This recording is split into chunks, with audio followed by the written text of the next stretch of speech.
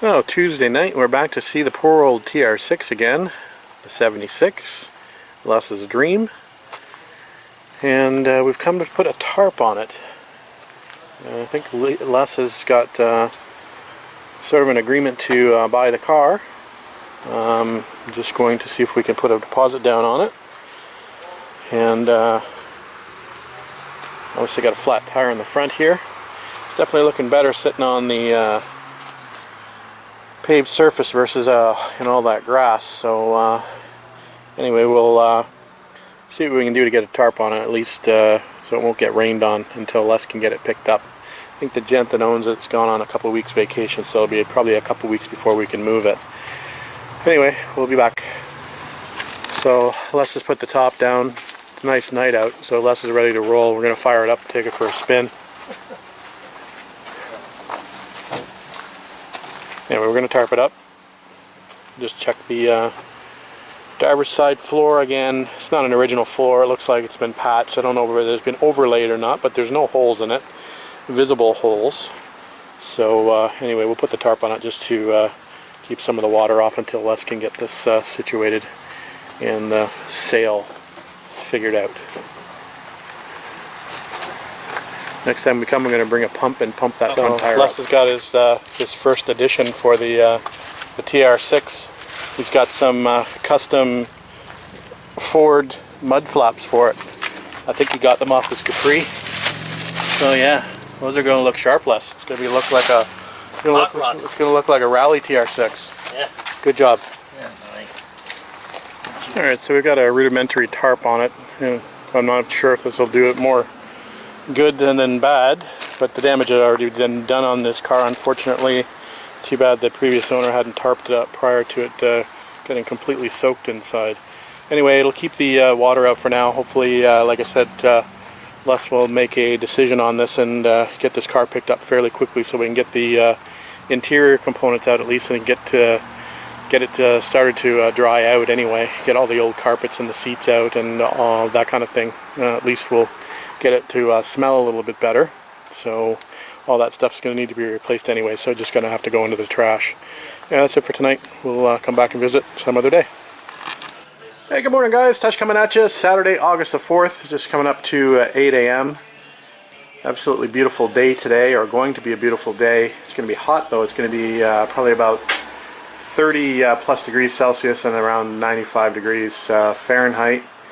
Fairly humid, so it might be a little uncomfortable to be working in the garage, but we'll do the best we can. Anyway, moved a few vehicles this morning already. Got the truck out of the way and the car out of the way, the daily drivers. And we still have the TR6 home. So we're going to move the TR6 out of harm's way. And we are going to start working back on the TR250 and continue our filler work and sanding. So we'll get this towards the end of the driveway where it'll be less affected by the sanding dust. Hopefully.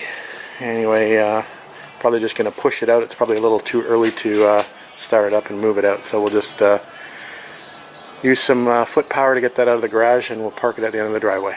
Alright, just thought I'd give you a quick refresh of where I left off. I've been working on this driver's side rear quarter, and it's coming along. I unfortunately wasn't able to be out here at all during the week because I had a busy week at work. So we're going to continue on probably putting some filler up here. I've got some low areas up there, and I want to put some filler in this area here. It seems to be a little low.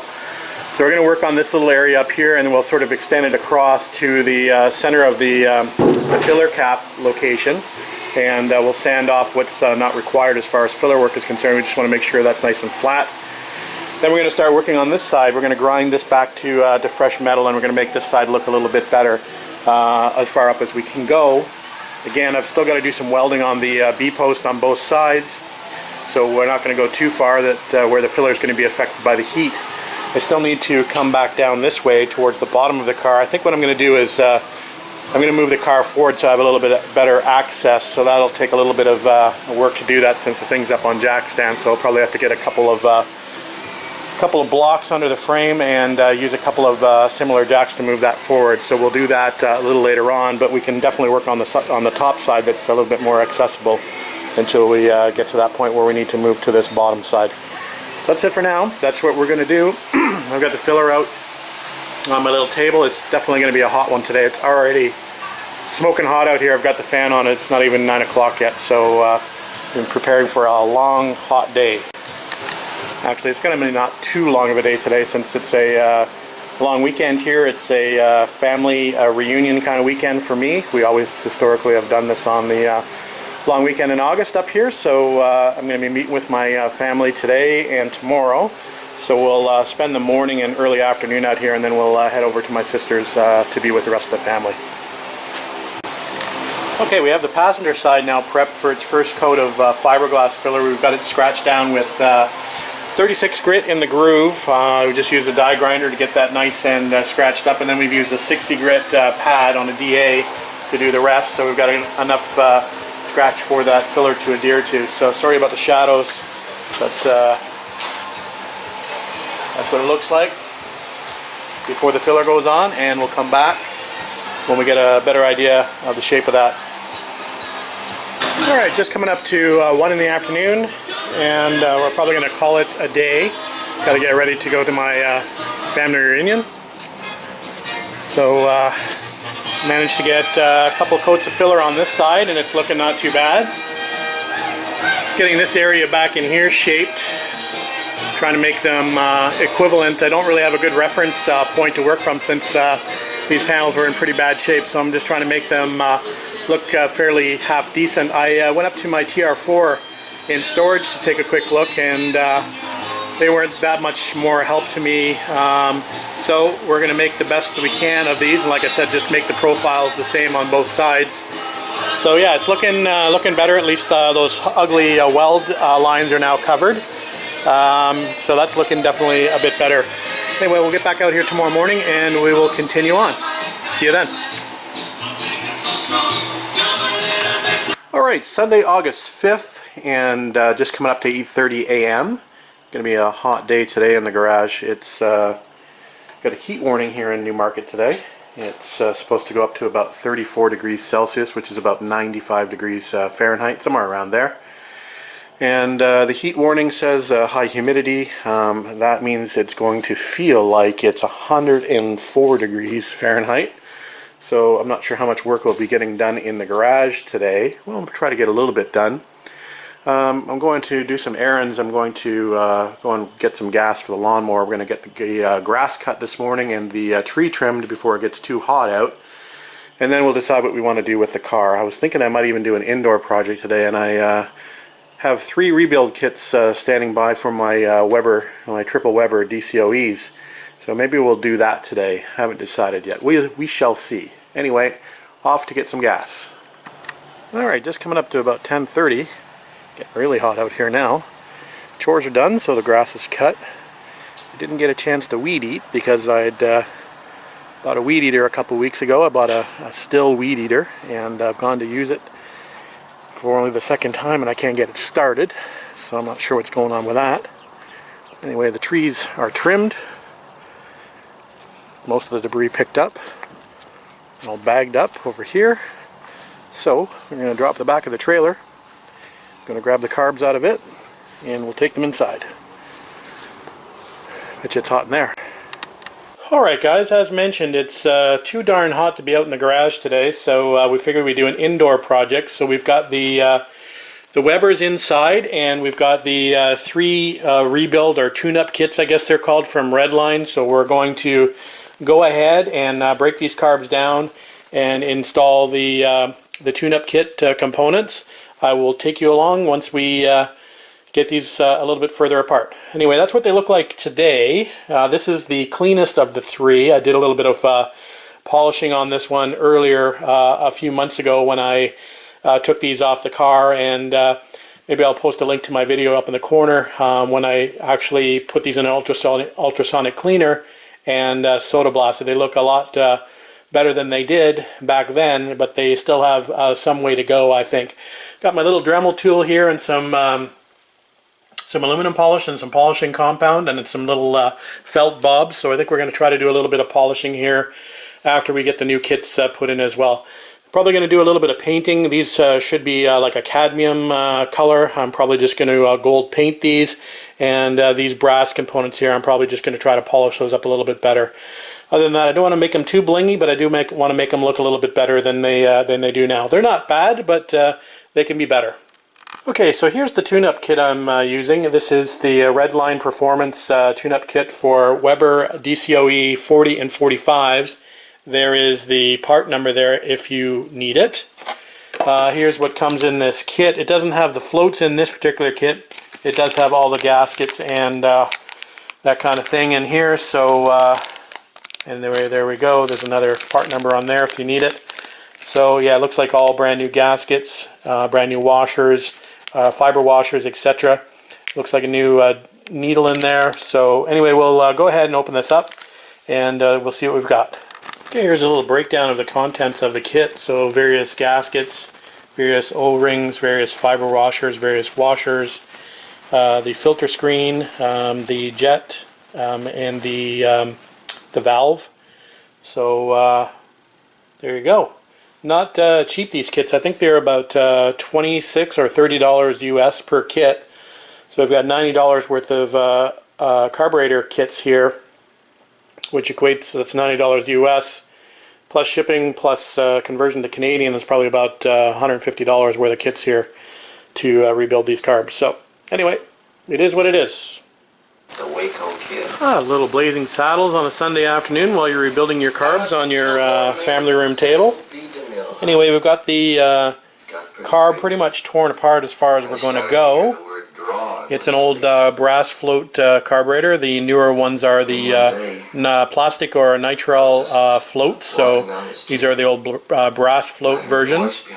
I think what I'll do is I'll go through and I'll tell you what I've got as far as components are concerned, as far as emulsion tubes, chokes, venturis, etc. I'll do that one step at a time. Okay, so these are Weber DCOE 40s, as I mentioned. They are Italian. I think they're probably about 25 to 30 years old. You can see the Bologna on the stamped on the top, and there's the model number and the serial number on the front. I think you can see that. Anyway, as far as a choke is concerned, you have to find the look down the barrel or the throat of the carb. And I'm not sure whether you're going to be able to see this or not, but these are 30s. You can see the number stamped there on the choke. So those are 30s. These are the auxiliary venturis, and the numbers on these are around where the guide pins are, and that's a 4.5. So this is the main jet emulsion tube assembly. And for the main jets, I've got 120s, and for the emulsion tube, I've got F16s. Okay, this is the accelerator pump intake discharge valve. It's a 55, and it fits down in here into the accelerator pump reservoir right down at the bottom. This is the idle jet, and it is an F8. And the last pair to go back in the car are the cold start jets. They are numbered, but I can't actually physically read them, so not overly important. Anyway, we're just going to stick them back in and tighten them down. They go here and here. So in order to change this bottom paper gasket on the carburetor top, we need to remove the floats. So that will entail us having to drive out the pin to remove the floats. It does come with a new pin, which is nice. It also comes, this kit comes with a new jet, or a new needle valve. So we also need to remove the floats to be able to release the needle valve as well. So we're going to go ahead and do that now. I've got a couple punches and a small hammer, so hopefully we'll be able to drift that pin out. Okay, we got the floats detached successfully. There's the old pin versus the new pin. So we've just taken a look at the needle valve here, and we've got the new needle valve over here. So we're going to do that exchange now. Then I'm going to have to decide on what gasket I want to go with. Here's the original gasket, which was a paper gasket. And in my kit, I've got a rubber gasket and another paper gasket. So I think what we'll do is we'll probably go with the rubber gasket. Actually, probably the paper gasket, because the rubber gasket looks a little different here in the center. And this paper gasket lines up perfectly. So I'm not sure if this is for the DCOE 45 Might be slightly different than the DCOE 40 that I'm working on. So we'll go with the paper gasket. Alright, we've got the rebuild kit installed, so we're going to go ahead and see if we can just polish this up a little bit more. I've just got my Dremel out with a little felt pad on, and we've got some compound here, so we're just going to see what we can do. I'm not expecting great and fabulous things, but we'll give it a shot.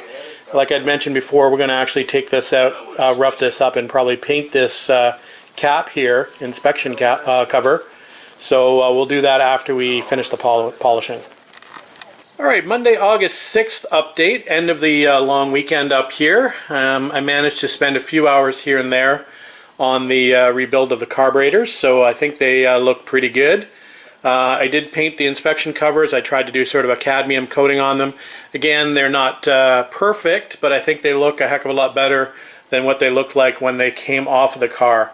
So there you go, just a quick end of the long weekend update for you. Hopefully I'll be back in the garage by the end of this week. I've got another busy week, unfortunately, so you probably won't see another video until Friday, Saturday, or Sunday. We'll have to wait and see. I think we have a car show next weekend on the Sunday, so it'll probably be a car show video and maybe a little garage video from the Saturday. We'll have to wait and see. Anyway, thanks for watching, thanks for subscribing, and thanks for commenting. We'll see you then.